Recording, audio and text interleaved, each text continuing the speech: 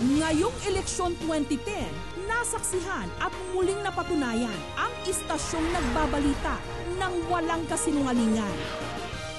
Totoong walang kinikilingan.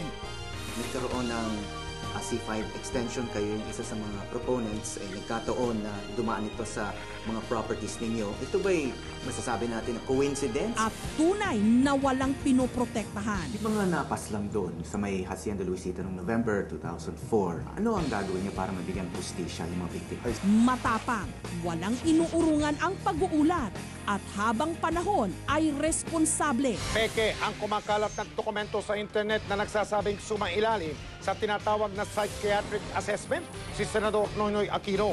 At patas sa lahat.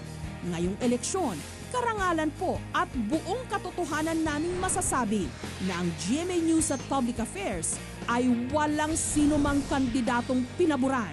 Dahil noon hanggang ngayon, panata namin sa bayan, katotohanan at serbisyong totoo lamang.